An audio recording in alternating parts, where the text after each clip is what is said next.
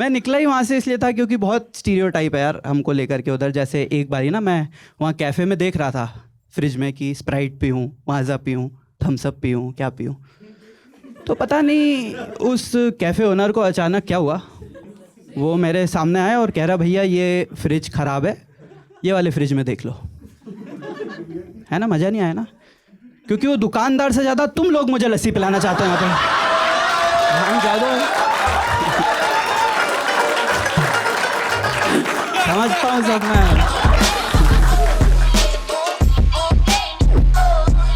मैं मेरे बारे में बताता हूँ आप लोगों को। मेरा नाम प्रीत है और मैं पंजाब से नहीं हूँ। पता है इस बात के साथ दिक्कत ये है कि जब भी मैं किसी को ये बात बताता हूँ ना, मुझसे ज़्यादा हैरान तो हमेशा सामने वाला रहता है कि नहीं यार ऐसे कैसे यार, कुछ तो होगा तेरा पंजाब से। जबकि मैं बचपन से मध्य प्रदेश में रहा हूँ। मैं क्या, मेरे पापा दादा सब मध्य प्रदेश में रहे, फिर भी ये लोग साले मानते नहीं हैं और मुझसे बेजबरन में कारण मांगने लग जाते हैं कि मैं पंजाब से कब आया। तो अब मैं तंग आ गया हूँ इन लोगों से। तो अब तो मैं कह देता हूँ यार कि पार्टीशन के बाद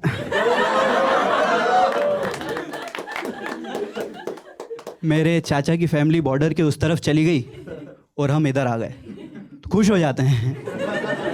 फिर आउट ऑफ कंसर्न पूछते हैं कि भाई चाचा की फैमिली बॉर्डर के उस तरफ सब ठीक है ना, बात बात कर पाते हो। मैंने कहा यार जब से एमपी का पार्टीशन हुआ है छत्तीसगढ़ जाने में कितना समय लगता है पास में है छत्तीसगढ़। तो मैं एमपी से हूँ and I am a minority there. मतलब हर जगह ही है पर एमपी में तो बहुत ही ज़्यादा है यार।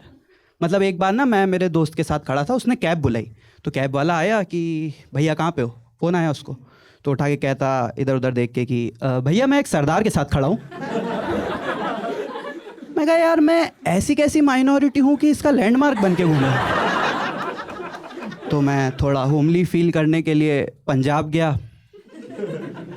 तो उनने मुझसे पूछ लिया कि कहाँ से आए हो। तो मैं वापस घर आ गया। मैं निकला ही वहाँ से इसलिए था क्योंकि बहुत स्टीरियोटाइप है यार हमको लेकर के उधर। जैसे एक बारी ना मैं वहाँ कैफ़े में देख रहा था फ्रिज में कि स्प्राइट पीऊँ, माज़ा पीऊँ, थम्स अप पीऊँ, क्या पीऊँ। तो पता नहीं उस कैफ़े ओनर को अचानक क्या हुआ, वो मेरे सामने आया और कह रहा भैया ये फ्रिज ख़राब है, ये वाले फ्रिज में देख लो। है ना, मज़ा नहीं आया ना, क्योंकि वो दुकानदार से ज़्यादा तुम लोग मुझे लस्सी पिलाना चाहते हो यहाँ पे। हम ज़्यादा समझता हूँ सब दुकानदार ठीक है, दिक्कत तुम लोगों में सालो। स्टीरियोटाइप ख़त्म करो यार। ये एक तो मैं जब भी किसी के साथ लस्सी पीता हूँ ना जाने क्यों मुझसे जानना चाह लेता है कि सही बनती कैसे है। मुझसे आके पूछ रहे भाई क्या यही रियल स्वाद है। मैं कहा साले मैं खुद एमपी में अमूल की पी रहा हूँ, मैं तेरे को क्या बताऊँ यार। और मैं तो एमपी में जैसे वहाँ से मैं निकला है यहाँ पे कि अब दिल्ली जाते हैं पंजाब के पास, ये स्टीरियोटाइप ख़त्म होगा। पर यहाँ पे तो पता नहीं बहुत ही अजीब हुआ मेरे साथ। मैं पहली बार पालिका बाज़ार गया। आप लोग गए, आपको पालिका बाज़ार में लोग जानते नहीं होंगे। मैं गया, मुझे सब पहले से जानते थे। मैं घुसा ही अंदर से दुकान से बाहर आ गया कि ओए जसपाल, जसप्रीत, जसविंदर। मैं कहा भाई नहीं भाई ये क्या है भाई। कह रहा हरपाल, हरप्रीत, हरविंदर। मैं कहा साले क्यों खेल रहा है मेरे साथ। उसको पता नहीं क्यों लग रहा था कि कितने ही क्रिएटिव होंगे इसके माँ बाप, इसमें से ही कुछ होगा। 300 में से 40 दुकानों ने सही गैस किया कि मेरा नाम प्रीत है। तो मैंने तो सोचा है कि अब मैं कुछ क्रिएटिव अलग नाम ही रखूँगा मेरे बच्चे का। मनप्रीत कैसा। मनप्रीत नहीं रखेंगे। तो मैं जैसे दिल्ली तो बहुत बड़ी जगह, I am from small town. कोई है स्मॉल टाउनर यहाँ से, छोटी जगह से? हाँ, सब बड़े शहर आके अपनी जगह छुपाते ही हैं। आप में से भी कोई होगा। मतलब वो बहुत ही छोटी जगह थी यार। वहाँ पे ना एक बारी कैंडल मार्च हुई और लोग जलती हुई मोमबत्तियाँ अपने घर ले गए। बहुत ही छोटी जगह थी। हमको स्कूल में खाली पास्ट टेंस में पढ़ाते थे। छोटे शहरों में टीचर हमेशा याद दिलाते रहते हैं कि प्रेजेंट और फ्यूचर तो है नहीं तेरा, निकल यहाँ से। ऐसी ही जगह से मैं पढ़ा हुआ हूँ। I am from CBSE। कोई है CBSE से? आप में से? आप हैं, आप हैं। सब CBSE से नहीं होते भाई। ICSE देखा, आगे बैठे हैं ICSE। मेरे को लगता है हमारे एजुकेशन सिस्टम में ना एक स्ट्रक्चर होता है।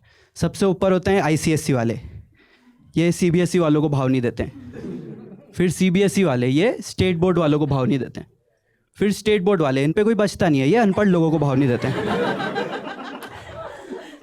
और अनपढ़ लोग वो सबसे स्मार्ट होते हैं, वो किसी को भाव नहीं देते हैं, पॉलिटिक्स ज्वाइन कर लेते हैं।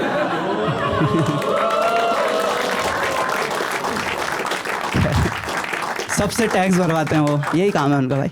मैं तो CBSE से था, which stands for central board of secondary education.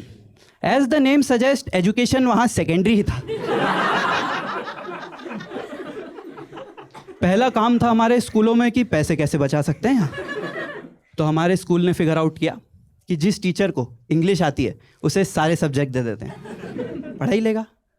वो दिमाग ही ख़राब हो गया, वो बस बातें आके ट्रांसलेट कर देता था। एक दिन 8th क्लास में आया, कह रहा बच्चों आज हम पढ़ेंगे न्यूटन्स का फर्स्ट लॉ। मैंने कहा पढ़ाओ। कह रहा anything at rest would stay at rest until and unless an external force is applied upon it। बच्चों इसका मतलब होता है कोई चीज़ हिलेगी नहीं जब तक तुम उसे हिलाओगे नहीं। मैं कहा भाई ये क्या हो रहा है भाई, ऊपर न्यूटन की फट जाती होगी कि ये बंदा फिजिक्स और बायोलॉजी एक साथ कैसे पढ़ा दे रहा है। मेरा तो साइंस से दिमाग ही घूम गया जब न्यूटन और वो ग्रेविटी वगैरह आई। भाई आपसे लोग पूछते ना कि आपको टाइम मशीन मिलेगी तो क्या करोगे, मैं तो टाइम मशीन पकड़ूंगा और वो 150 शॉट का डब्बा लूंगा दिवाली वाला, और सीधा उस दिन जाऊंगा जिस दिन न्यूटन के सर पे एप्पल गिरा था, कि जैसे उसके सर पे एप्पल गिरे वहीं जला दूं। उसके दिमाग में नहीं आया ये क्यों नीचे आ रहा है, ये 150 बार के ऊपर जा रहा है यार। पूरी ग्रेविटी खराब कर दूंगा उसकी। मैं हिंदी जैसे सब्जेक्ट में रह जाता था यार। मैं ना हमेशा मात्राओं में कंफ्यूज हो जाता था कि बड़ी की मात्रा कहाँ लगानी है, छोटी की मात्रा कहाँ लगानी है। तो मैंने मेरी मैम से जाके पूछा कि मैम ये बड़ी की मात्रा कहाँ लगाते हैं, या छोटी की मात्रा कहाँ लगाते हैं। तो कह रही बेटा जहाँ ई बोलो छोटी लगा देना, जहाँ ई बोलो बड़ी लगा देना। मैं कहा तो बहुत ही बढ़िया तकनीक है, पर ये ई बोलना तो मेरे ऊपर है ना। इमली 3.5 बड़ी लगाऊंगा इसमें। सर दिमाग खराब हो गया। कह रही खड़े हो, क्या नाम है तुम्हारा। मैंने कहा मैम छोटी लगाओगे तो प्रीत और बड़ी लगाओगे तो प्रीत।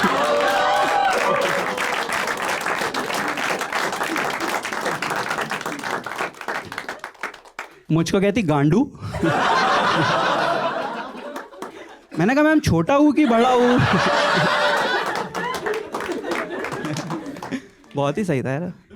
इतने आलतू फालतू से सब्जेक्ट होते थे हमको। मॉरल साइंस एक सब्जेक्ट था, किसी को था।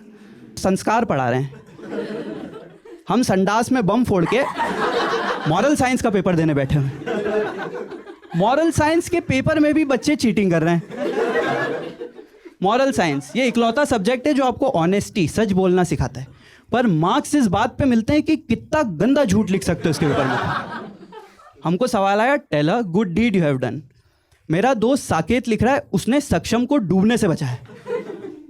पीछे 20 लड़के लाइन से लिख रहे हैं उसने सक्षम को डूबने से बचाया। सक्षम खुद लिख रहा है उसने सक्षम को डूबने से बचाया। सक्षम तैरने में सक्षम है पर डूब रहा है हमारे साथ। यही है भाई एजुकेशन। पर मैंने सारे सब्जेक्ट क्रैक कर लिए थे, एक सब्जेक्ट मुझसे कभी क्रैक नहीं हुआ, मैथमेटिक्स। मैथ्स ना कठिन होता था और एक दिन एकदम से बहुत कठिन हो जाता था। मतलब ओ माय गांड ही फट जाती थी। एकदम से कठिन हो जाता था। मुझे मैथ्स के टीचर ना हमेशा वो कॉन्स्टिलेशन दिखाते हैं ना लोग आसमान में तारे, वैसे लगते थे। क्योंकि 6वीं में आके एकदम बहुत आसान तरीके से चालू करते थे कि बच्चों ये 3 तारे दिख रहे हैं। भाई बच्चे कह रहे दिख रहे हैं, कह रहे इन्हें जोड़ो एक सीधी लाइन बनेगी। बच्चों ने जोड़ा, बन गई। फिर 8th में थोड़ा कठिन लाता है कि बच्चों ये 6 तारे दिख रहे हैं, कह रहे हैं इन्हें जोड़ो एक क्वेश्चन मार्क बनेगा। भाई बच्चों ने जोड़ा, बन गया। 10वीं में यह आदमी ट्रिग्नोमेट्री ले आता है और सीधा ऐसे घुसता है कि बच्चों ये 27 तारे दिख रहे हैं, कह रहे हैं इन्हें जोड़ो एक आंटी कुत्ता घुमा रही है और वो एक टांग ऊपर करके मूत रहा है। दिख रहा है बच्चों? भाई आधे बच्चों को आंटी दिखी, आधे बच्चों को कुत्ता दिखा। मैं तो मूत दिया।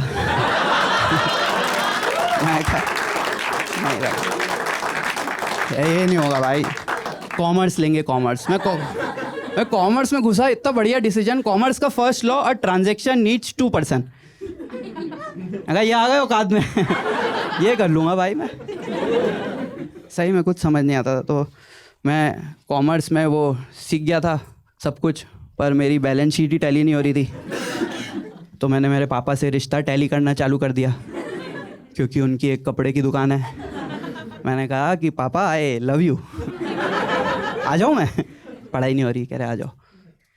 मैं बैठा वहाँ पे, मैं चाहता था कि मेरा बाप कहे कि आज से तुम हो इस दुकान के मालिक, पर वो कहते ही नहीं थे यार। शायद मेरी हरकतों के कारण, मेरी गलती नहीं है, अजीब से कस्टमर आते थे। पूरी दुकान में शर्ट जमी है, फिर भी ना लोग आके पहला सवाल ऐसा पूछ लेते कि भैया यहाँ शर्ट मिलेगी? मैंने कहा नहीं भाई, हम तो कलेक्ट करते हैं, उतारो आप।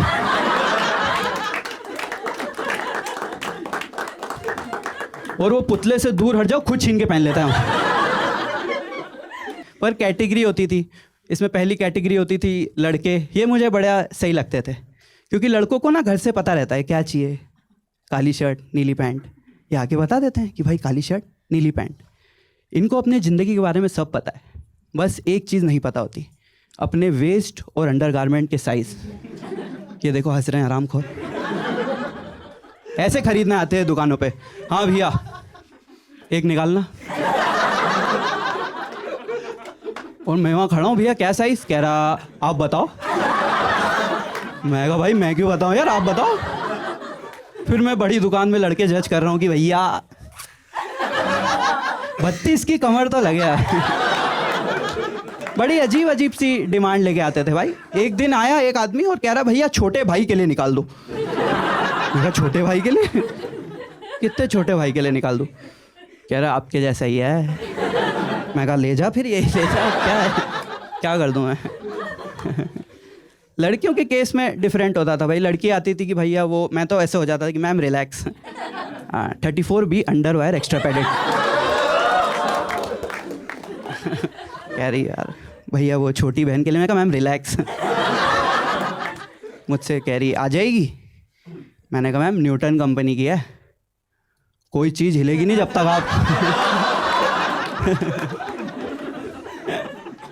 पर लड़कियों को भी ना लड़कों जैसे घर से पता रहता है क्या चाहिए, बस वो दुकानों पे आके हो जाती है कि हाँ भैया आपके पास क्या है, ये भी बता दो, ये भी बता दो। दूसरे पे दिख जाता है यही वाला लूँगी, और बताओ। फिर छाटती है, फिर 2 सेमीफाइनल करती है। पता नहीं इनको आखिरी में ऐसा क्या होता है कि भैया इसका कलर दे दो और इसका डिज़ाइन दे दो, कर दो कुछ।